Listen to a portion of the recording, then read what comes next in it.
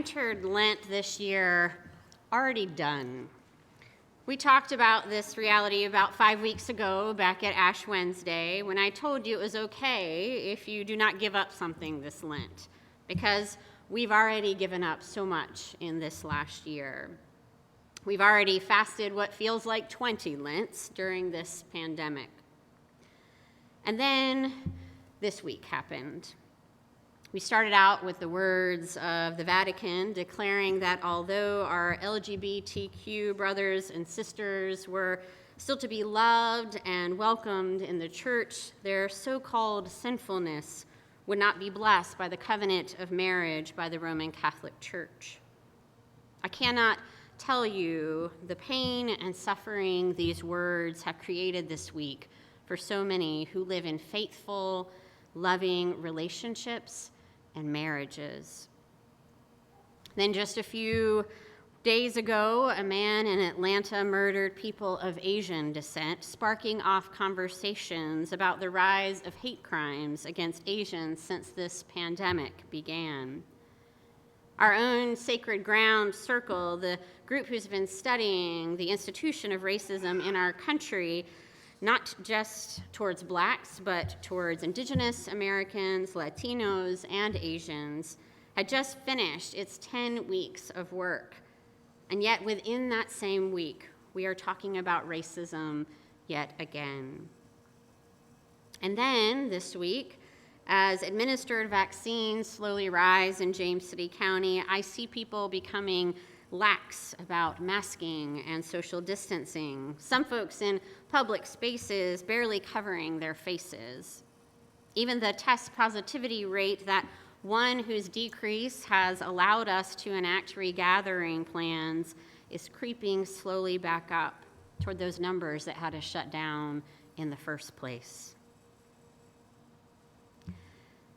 I think that is why I find myself today gravitating toward Jeremiah's passage. Part of the attraction is certainly the good news of the text, but a larger part of my attraction to this text is empathizing with the Israelites. Jeremiah, you see, writes in a time of desperation for the people of God. The Babylonians have razed the temple and carried King Zedekiah off in chains. Effectively, the Babylonians have destroyed the twin symbols of God's covenantal fidelity. Now, sometimes when we talk about exile, I think we forget the heart-wrenching experience of an exile. Being taken from homes, forced to live in a foreign land is certainly awful enough. But the things that were taken, the land of promise, the temple for God's dwelling, the king offered for comfort for God's people, are all taken, leaving not just lives in ruin, but faith in question. But today, in the midst of physical, emotional, and spiritual devastation, Jeremiah says, God will make a new covenant. God knows the people cannot stop breaking the old covenant.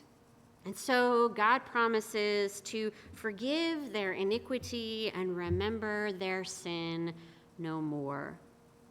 Instead of making the people responsible for the maintenance of the covenant, God goes a step further and writes the law in their hearts, embodies God's way within the people. The words of Jeremiah in the section called the Book of Comfort and this new covenant by God show a God whose abundance knows no limits. God offers this new covenant to a people who surely do not deserve another covenant. God has offered prophets and sages, has called the people to repentance, has threatened and cajoled, and yet still the people cannot keep the basic tenets of the covenant established in those first 10 commandments. But instead of abandoning the people to exile, God offers reconciliation and restoration yet again. And because God knows we have no power in ourselves to help ourselves, God basically says, here, let me help you. Let me write these laws in your hearts so that you don't have to achieve your way to favor with me, but you will simply live faithfully, living the covenant with your bodies and minds. And when even that doesn't seem to work, God sends God's only Son. God never gives up on us or our relationship with God. Even all these years after Christ's resurrection, God is still finding new ways to make the covenant work. That is where I find hope this week.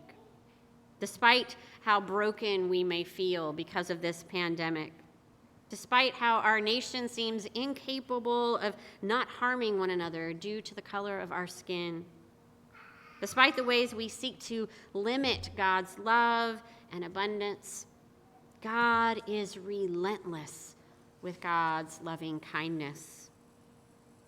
In Jeremiah's text, when the Israelites have hit rock bottom, God turns not to vengeance or even a notion of just desserts. God picks up the covenant of love, not relying on our hard work to be faithful, but declaring how God will simply put God's law within us, will write God's law of love in our hearts, will be our God, and we will be God's people. In essence, nothing we can do can drive us away from God. And that, my friends, is good news indeed. God sees us in all our fullness, the light and the shadow alike, and loves us anyway. In this continued time of strain and strife, in this long night of COVID, God gives us good news. As one scholar affirms, God will bring newness out of destruction. God will bring hope where there is no hope. God will bring life out of death. God will make a way where there is no way. Thanks be to God.